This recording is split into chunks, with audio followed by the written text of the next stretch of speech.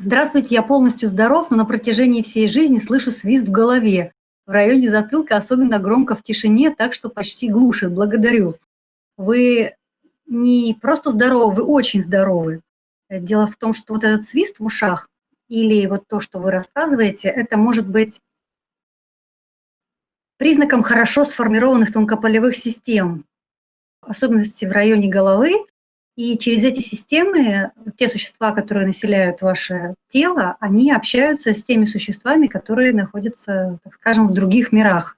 Именно вот во время, когда идут считывания параметров, допустим, вашего здоровья, от того же ангела-хранителя, для того, чтобы помочь вам там с лекарствами или с какими-нибудь ситуацией. С лекарствами я имею в виду на тонком плане, потому что прежде всего любое лечение, любое восстановление происходит в районе ваших тонкополевых систем, а затем уже это переходит на физическое тело. То есть идет считывание параметров, считывается уровень вашего здоровья, считывается ваша ситуация, и свист этот может быть в разных местах. Но хочу также добавить, что не обязательно это может быть то, о чем я говорю. То есть я бы рекомендовала все-таки поподробнее разобраться с этим вопросом. И вот если бы вы были у нас на проекте реконструкции, я могла бы уделить этому время.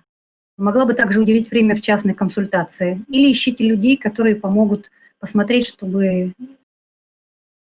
Ну, я не возьмусь точно сказать, что это все в порядке именно в том режиме, в котором я вам рассказала. То есть есть такие теории, есть такие варианты. Но я бы рекомендовала вам продолжать копать в этом направлении, чтобы прийти к точному пониманию. У меня вот такое мнение, что вы здоровы, с вами все в порядке. Но вот рекомендую еще, так скажем, довести исследование этого вопроса до логического конца. Григорий, добавишь что-нибудь? Но в каждой ситуации надо разобраться, поскольку одно и то же проявление может причиной как быть положительным, так отрицательным. Что для вас, например, является свистом, да, то для тех, кто создает эти вибрации, является не свистом, а, предположим, какой-то волновой информацией. Предположим, дельфины между собой общаются, да, они посылают какие-то сигналы. Человек пытается это считывать с помощью какой-то там, предположим, техники. Да, техника на, скажем, в самом простом уровне считывания дает какие-то трещащие какие-нибудь, свистящие, какие-то щелкающие, предположим, сигналы или звуки. А для дельфина это полноценная, например, речь, причем глубоко информационная, с ярким фоном. То есть он на своем уровне может считывать, скажем так, в этой вибрационной характеристике огромный слой информации, глубокий. То есть, для тех, кто не обладает этими умениями, это может быть щелканье, свист, треск. Поэтому то, что для одного человека является, для одного существа является, например, таким проявлением, для другого это является совсем другими вещами. Так же как, например, для ангелов мы являемся плотными, вот, а они для нас как бы разряженными. Друг для друга они, например, плотные. То есть и вот наше восприятие друг друга в этом плане, оно разное. То есть, но это не означает, что мы ошибаемся или они ошибаемся. То есть это наши способности восприятия кого-то, они лежат в определенных диапазонах и поэтому несут ту или иную информацию. Что касается свиста, еще вопрос в том, что насколько это свист болезненный или безболезненный. Если человеку очень интересно, он может научиться этот свист исследовать, что, скажем, что с этим свистом происходит, после чего он начинается. То есть он может попытаться этот свист послушать, то есть почувствовать, какие есть его составляющие. То есть когда он начинается, может, в определенные моменты дня, то есть когда идет какая-то активизация, может быть, это следствие работы каких-то внутренних органов. Вообще человек абсолютно здоровый и сильно развитый, он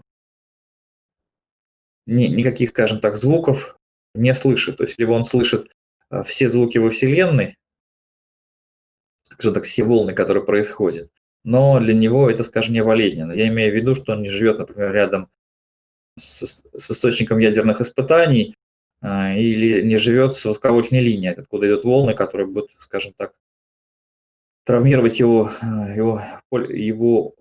скажем так, механизмы восприятия.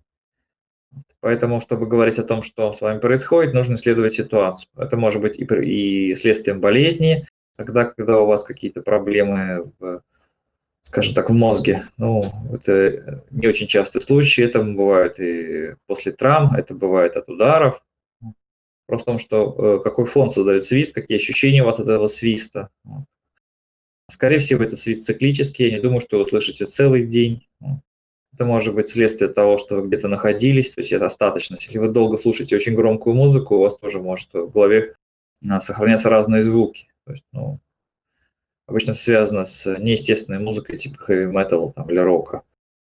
Поэтому это большая область для исследований. Чтобы про человека говорить, нужно человека конкретно смотреть. То есть это может быть и следствие того, что вы слышите какие-то волны, то есть какой-то из механизмов вашего существа считывает, скажем так, какие-то высокочастотные электромагнитные колебания. То есть не все, а какой-то только срез. А может быть следствие того, что, скажем так, идет какое-то нарушение. То есть это обычно это можно решить потому, есть ли у вас какой-то явный дискомфорт, болезненное ли это состояние. То есть вводит у вас какое-то неприятное состояние, вот эта ситуация. То есть если этот свист на вас давит, как правило, тогда это может быть проблема. Но вообще, конечно, нужно индивидуально разбираться в ситуации. Как сказала Лена, это может быть следствие того, что с вами проводится работа, то есть у вас считывает информацию, и она на определенной частотной характеристике вами слышится как свист. А на самом деле, может быть, ангелы или кто-то еще слышит это как речь нашу. Мы с вами разговариваем, это речь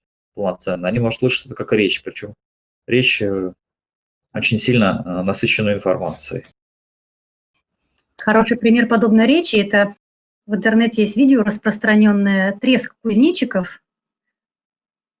Замедлили во много-много-много раз и проиграли, записали, и получился церковный хор. То есть то, что у нас поют в церквях, то же самое пели и кузнечики. Поэтому пример, живой пример, как может слышать ваш ангел-хранитель то, что вы воспринимаете как свист. Я хочу добавить не то же самое, что в церкви, а очень похоже на церковь. Они не пели там «Боже Иисусе, спаси», там мы все спасемся. Было что-то похожее на церковный хор, сильно похожее по фону, по тональности, по каким-то вибрационным характеристикам, но не то же самое, конечно. Лена немножко так вот. Конечно, Григорий, ты прав. Все знают, как я отношусь к навязанной нам. А то люди подумают, что кузнечики поют «Боженька, спаси нас». Нет, ни в коем случае. Спасем себя сами и разовьемся сами. У Бога, если уж просите, можно просить осознания своих ошибок, знаний, информации, встреч с людьми, которые помогут измениться. И этот же молодой человек добавляет, что звук не болезненный, спрашивает, он крещен, и получается, что, возможно, и паразиты с меня могут считывать информацию. Чтобы судить о ситуации, надо человека тестировать. Сходу так сказать сложно. Совсем не обязательно, что это паразиты. Просто есть такая функция, она происходит, если нет явного дискомфорта, то есть если этот свист не травмирует, то большой вероятностью, что это не связано с чем-то проблематичным. Что касается крещения, то мы про это много раз говорили, что как классическое христианское крещение – это делание из человека зомби. То есть может быть что-то и выключаться. Бывает такая ситуация, когда идет какая-то волна, и вы не можете эту волну слышать, то есть у вас что-то перекрыто, и вы вместо волны слышите свист. Это вроде того, как идет звук, и чтобы услышать звук, надо открыть пробочку. Но остается только одно маленькое отверстие, и воздух, проходящий с отверстия, начинает свистеть. Что-то типа того. Но это вопрос, скажем так, техническо-механический, учитывая, скажем так, механику высокочастотных электромагнитных, скажем так, законов, которые еще обуславливаются возможностями ума, то есть возможностями воспринимать его те или иные вещи. Поэтому еще раз хочу сказать, что мы не можем вам сходу дать ответ, поэтому вас нужно тестировать. Если нет дискомфорта, то вы можете заняться исследованием этого вопроса. Но учтите, что если вы крещеный, то у вас большая часть ваших возможностей перекрыта. Крещение, оно перекрывает человека связь с Богом.